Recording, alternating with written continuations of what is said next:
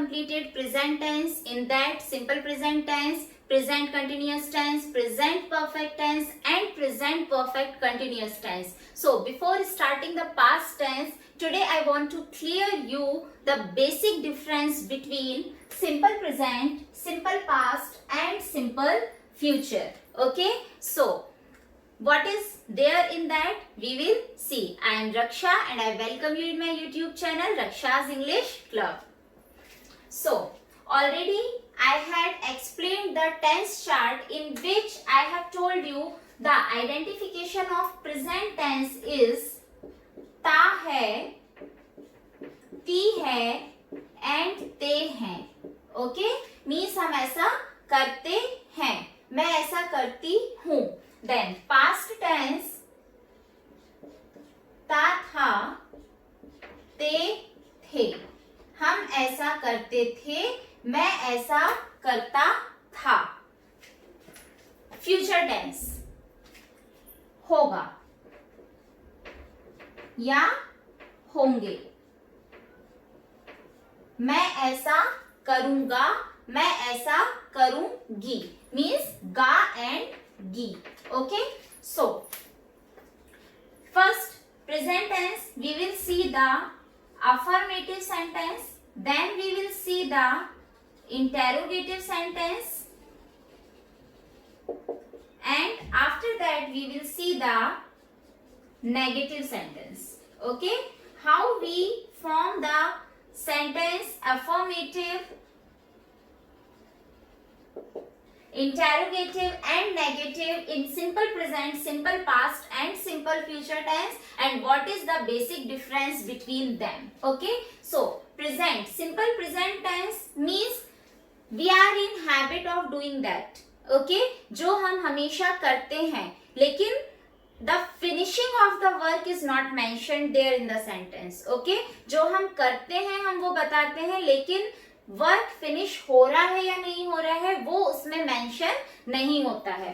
Then simple past, simple past means that is in our habit और हम उसको complete already कर चुके थे, वो already done in the past. ठीक है, जो एक्शन पहले ही खत्म हो चुकी थी हम उन एक्शन को सिंपल पास्ट में बताते हैं. Then simple future, simple future simply what is we are planning to do in the future, या आने वाले टाइम में या नेक्स्ट मोमेंट में हम जो करने वाले हैं, हमने कुछ डिसाइड किया है करने के लिए, द पीस ऑफ वर्क और द एक्शन, वो हमें मेंशन करना होता है सिंपल फ्यूचर टेंस में. So let's see simple present tense, affirmative sentence. I write. Okay, इनमें अगर हम अफर्मेटिव सेंटेंस बना रहे हैं, अफर्मेटिव सेंटेंस में ऑक्सिलरी वर्ब नहीं आ रही है प्रेजेंट टेंस में, डायरेक्टली हम मेन वर्ब ले रहे हैं. आई राइट, मैं लिखती हूँ. He writes. अब he is a singular subject, तो सिंगुलर सब्जेक्ट हमेशा मेन वर्ब के साथ एस लेता है. ओके, जो सिंगुलर सब्जेक्ट होता है वो मेन वर्ब के साथ एस ऐड होगा, लेकिन प्लूरल सब्जेक्ट में मेन वर्ब के साथ एस नहीं होता है. I is the exceptional subject which comes in the plural subject. Okay, so I write, मैं लिखती हूँ. He writes, वह लिखता है. अब यही सेंटेंस अगर हमें सिंपल पास्ट में बोलना है तो हम कैसे बोलेंगे? I wrote, मतलब हम क्या बोलना चाह रहे हैं? मैं लिखता था. पास्ट में ही वो चीज खत्म हो चुकी है. ओके, he wrote, वह लिखता था. मैं लिखता था, वह लिखता था. यहाँ पर एस का कोई भी रोल नहीं है, सिंपली हम वर्ब की सेकेंड फॉर्म ले रहे हैं. Okay, now future tense. I will write, मैं लिखूंगी. मेरी प्लानिंग है कि मैं फ्यूचर में कुछ लिखूंगी. He will write, it is the short form of will. Okay, he will write, वह लिखेगा.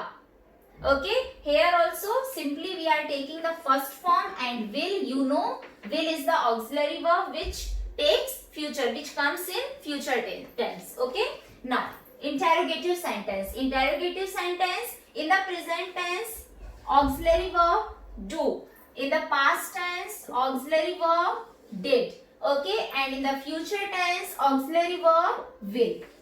This you have to keep in your mind. Okay, in present tense do for the plural subject and does for the singular subject. Okay, do for the plural subject and does for the singular subject. Now do I write, जब हम interrogative sentence बनाएंगे present tense में, simple present tense में जब interrogative sentence बनता है, auxiliary verb plus subject plus आपका जो मेन वर्ब है. Okay, now it depends on the subject. If it is plural subject, so do. If it is singular subject, so does. Okay, so do I write, क्या मैं लिखता हूं.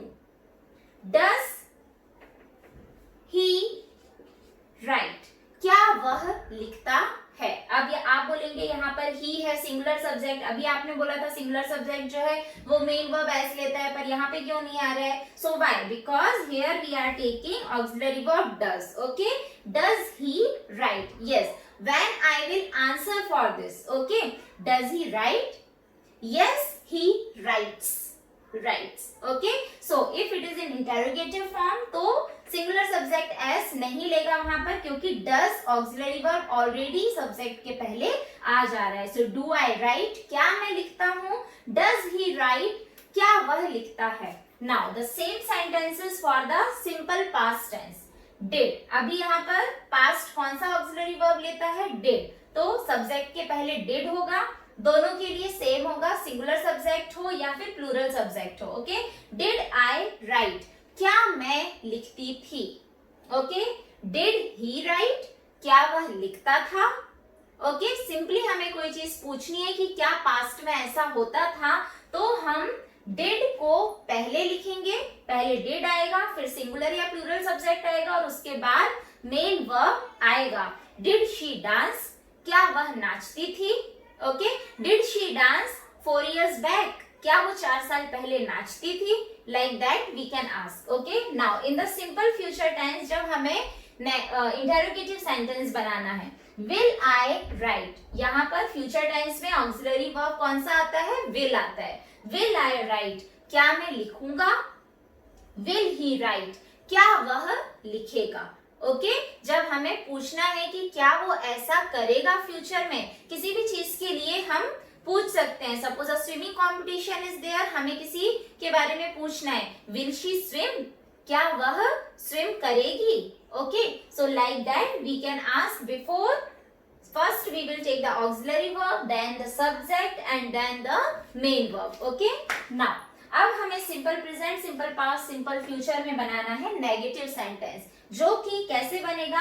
Again auxiliary verb सभी में use होंगी जिसके साथ में नॉट ऐड हो जाएगा. ओके, सिंपल प्रेजेंट में don't and doesn't. Okay, for the plural subject don't, for the singular subject doesn't.